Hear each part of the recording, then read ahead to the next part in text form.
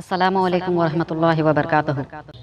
حضرات، یہ بیان آپ شان اہل بیت کی جانب سے سن رہے ہیں، اور جو حضرات اس بیان کو پہلی بار سن رہے ہیں برائے مہربانی اس چینل کو سبسکرائب ضرور کریں اور یہ بیان آخر تک سنیں۔ میں آپ کا میزبان محمد مظہر حسن۔ اس بیان میں ہم جانیں گے اللہ تبارک و تعالی اپنے بندوں سے کتنا محبت کرتا ہے۔ تو آئیے بیان کی طرف بڑھتے ہیں۔ الرحمن، الرحیم، الکریم، الغفور الرحیم، الحی القیوم، الخالق، القادر، الستار، الغفار، القہار، الواحد، الباطن، القدوس، العظیم۔ یہ وہ نام ہے اللہ کا جس میں اللہ تبارک و تعالیٰ کا محبت اظہار ہوتا ہے۔ اللہ اپنے رحمت کا چرچا کرتا ہے۔ اللہ اپنے بندوں سے اتنا پیار کرتا ہے جس کا پتہ لگانا بندے کے اختیار اور تصور میں نہیں ہے۔ اللہ تبارک و تعالیٰ ارشاد فرماتا ہے، تم مجھے جب اللہ کہہ کے پکارتے ہو تو میں تمہارے طرف نگاہ رحمت سے دیکھتا ہوں۔ جب تم مجھ سے مدد طلب کرتے ہو، مجھ سے فریاد کیا کرتے ہو، میں تمہارا ذکر کیا کرتا ہوں۔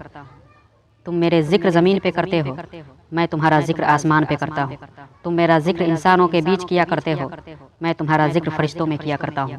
میں کہتا ہوں کہ اے میرے فرشتوں، دیکھو میرے بندے کو، نہ اس نے مجھے کبھی دیکھا ہے، میرے بارے میں صرف سن رکھا ہے کہ ہے کوئی طاقت جس نے دنیا کو بنایا، جس نے مجھے بنایا، جس نے سارے کائنات کو بنایا، جو میرا رب ہے۔ میرے بندے نے مجھے دیکھا نہیں، پھر بھی اسے یقین ہے کہ میرا بھی کوئی رب ہے، میرا بھی کوئی مالک ہے جس کے لیے میں دنیا میں آیا ہوں۔ اللہ جب اپنے بندوں کی طرف نگاہ رحمت سے دیکھتا ہے تو اس بندے کا سارا گناہ جل کر خاک ہو جاتا ہے۔ اللہ تبارک و تعالیٰ ارشاد فرماتا ہے، میرا بندہ جب میرے بارگاہ میں اپنا ہاتھ پھیلاتا ہے، اپنی ضرورتوں کو، اپنی حاجتوں کو لے کر میرے پاس آتا ہے، تو میں اپنے بندوں کے دامن کو خالی نہیں بھیجتا۔ مجھے غیرت آتا ہے کہ میں اپنے بندوں کے خالی ہاتھ کیسے لوٹا دوں۔ آخر کون ہے میرے سوا اس کا جو اس کے فریاد کو سنے گا؟ آخر کون ہے میرے سوا جو اس کے ضرورتوں کو پورا کرے گا؟ آخر میں اس کا رب ہوں، میں نے ہی تو اسے بنایا، میں نے ہی تو اسے پیدا کیا، میں ہی تو اس کا مالک ہوں، میں ہی تو اس کا خالق ہوں۔ میرا بندہ اگر مجھ سے نہ مانگے گا تو آخر کس سے مانگے گا؟ میں اس کا رب جو لگتا ہوں، آخر میرا بندہ کس چوکھٹ پہ اپنی فریاد کو لے کر جائے گا؟ میرے بندے کا آخر میرے سوا کون ہے جس کے پاس اپنی ضرورتوں کو پیش کرے گا؟ میں اپنے بندوں کے عیب کو چھپا لیتا ہوں، میں اپنے بندوں کے گناہ پہ پردہ ڈال دیتا ہوں کہ میرا بندہ نادان ہے۔ آخر میں بھی اسے ٹھکرا دیا تو کون اسے اپنائے گا؟ کون اس سے اتنا پیار کرے گا؟ آخر میں نے اسے بنایا ہے، اگر میں ہی اسے نفرت کرنے لگوں تو میرا بندہ کہاں جائے گا؟ میں اپنے رحمت کا دروازہ بند کر دوں تو میرا بندہ کہاں ٹھوکر کھائے گا؟ آخر کس در پہ جائے گا؟ میرے سوا کون ہے اس کا؟ آخر کون ہے میرے سوا جو اس کے فریاد پہ لبیک کہتا ہو؟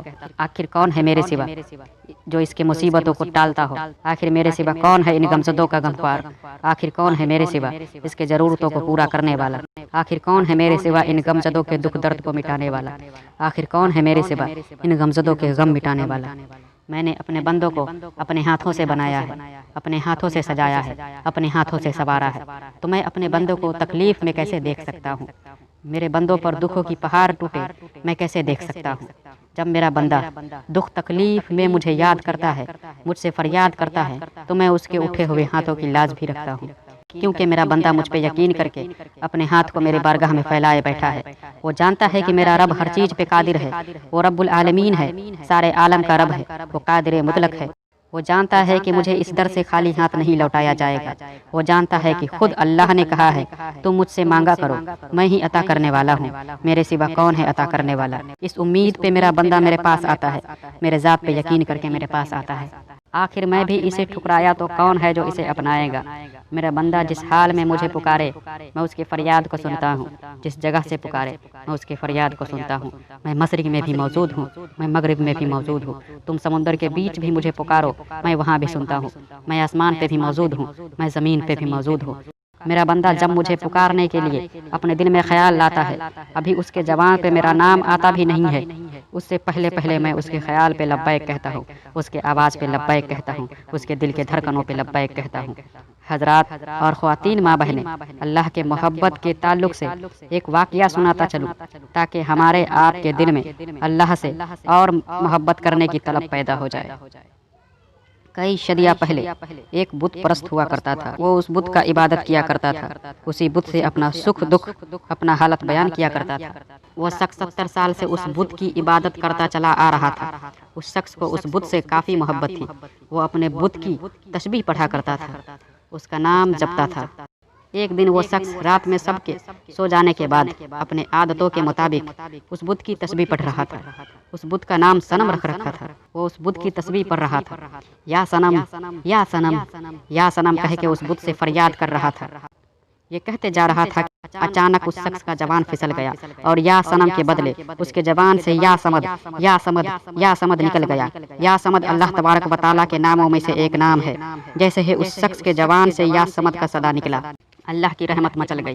اللہ نے ارشاد فرماتے ہوئے کہا، لبیک یا عبدی، لبیک یا عبدی، لبیک یا عبدی، میرے بندے میں حاضر ہوں، میرے بندے میں حاضر ہوں، میرے بندے میں حاضر ہوں۔ کہو کیا کہتے ہو، کہو کیا فریاد ہے تمہاری، میرے بندے میں سن رہا ہوں، مانگو کیا مانگنا چاہتے ہو، کہو کیا کہنا چاہتے ہو۔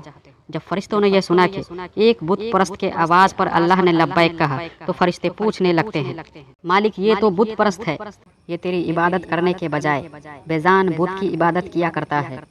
یہ جو تیرا بندہ ہے تجھے جانتا تک نہیں، یہ تیرا ہی کھاتا ہے اور تجھے ہی نہیں جانتا، یہ تیرا نافرمان ہے۔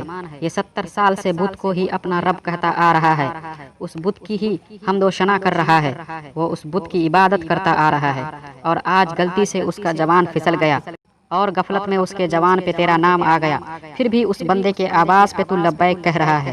وہ تو نافرمان ہے تیرا، وہ تو بت کو اپنا رب مانتا ہے، وہ تو بت کو ہی سچ سمجھتا ہے، بت سے ہی اپنی ضرورتوں کو مانگا کرتا ہے، بت کے سامنے ہی اپنا حال بیان کیا کرتا ہے۔ پھر کیوں تو نے اس کے کہنے پر لبیک کہا؟ تو اللہ تبارک و تعالیٰ ارشاد فرماتا ہے، ہاں غلطی سے ہی اس کے زبان پہ میرا نام آیا، غفلت میں ہی اس نے مجھے یاد کیا۔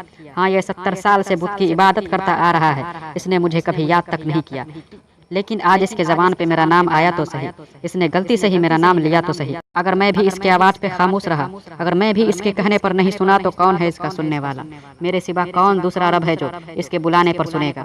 میرا بندہ مجھے پکارے اور میں لبیک نہ کہوں، یہ میرے رحمت کو گوارا نہیں ہے۔ بھلے ہی یہ مجھے نہیں جانتا ہو مگر میں تو اسے جانتا ہوں، بھلے ہی یہ مجھے اپنا رب نہیں مانتا ہو لیکن میں تو اسے اپنا بندہ مانتا ہوں، بھلے ہی یہ مجھے اپنا رب نہیں مانتا ہو لیکن میں تو اس کا رب ہوں، بھلے ہی میرا بندہ مجھے اپنا نہ مانتا ہو، اپنا نہ سمجھتا ہو مگر میں تو اپنے بندے کو اپنا سمجھتا ہوں۔